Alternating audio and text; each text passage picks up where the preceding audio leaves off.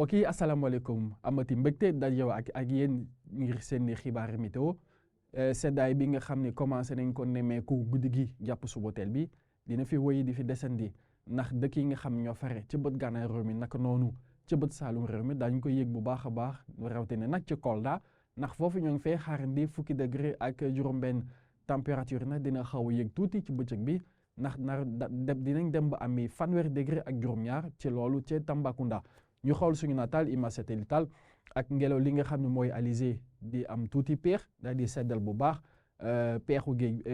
waaxu géej bi waaye nag ngelaw li nga xam ne nag moom dina amal tuuti tàngoor daal di génn ci bët saalumu Mauritanie daal di dugg si bu baax ci réew mi ak ay niir yoo xam ne daanu doxantu fépp ci réew mi waaye fi mu nar a gën a amee doole niir yooyu mooy dëkk yi nga xam ne ñoo fare ca bët gànnaar réew mi daal di féete côté soow mbokk yi ci wàllum température lu ko dalee guddi gi jàpp suba teel incha allah ni ñu leen ko waxee woon sànq fukki degré ak juróom-benn mooy température bi nar a gën a néew ñu koy xaarandi ci Kolda waaye fukki degré ak juróom-ñaar ñu koy xaarandi ci Sédhiou naka noonu ci Podor waaye nag dëkk yi nga xam ne ñoo fare ci bët gànnaar réew mi yëpp foofu ñoo ngi fay dinañ fa nemmeeku fukki degré ak juróom-ñett fukki degré ak juróom-ñeent jàpp ñaar fukki degré ak ñaar mooy température yi nga xam ne moo nar a gën a fës ci diggi réew mi. naka noonu dem ba ci Tambacounda jàpp Kédougou waaye fu mu nar a gën a tàng guddi gi ci Ndakaaru la ndax foofu ñoo ngi fay xaarandi ñaari fukki degré ak ñett suba incha allah buñ ci yegsee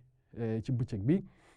Ndakaaru sax la ñuy desandi ndax foofu moom la foofu lañ nar a amee température bi nga xam ne moo nar a gën a néew ci bëccëg bi ndax ñoo ngi fay nar a nemmeeku ñaari fukki degré ak juróom-ñett waaye nag fu mu nar a gën a tàng ci Tambacounda la ndax foofu ñoo ngi fay xaarandi fanweeri degré ak juróom-ñaar. waaye nag fanweeri degré ak ñett jàpp fanweeri degré ak ñeent mooy température yi nga xam ne moom lañ nar a gën a nemmeeku te yooyu température daañu ko am ci bët saalum réew mi naka noonu ci digg réew mi côté Saalum diggante réew mi dem ba ci bët gànnaaru réew mi bu ñu demee ba ci Fuuta foofu ñoo ngi fay xaarandi fanweeri degré ak ñeent jàpp fanweeri degré ak juróom-benn ca Bakel mbokk yi lii moo gënoon fës ci xibaar yi nga xam ne amoon nañ mbégteeg dégtal leen ko ñu leen di ñaanal guddi jàmm ak salaam jërë ngeen jëf.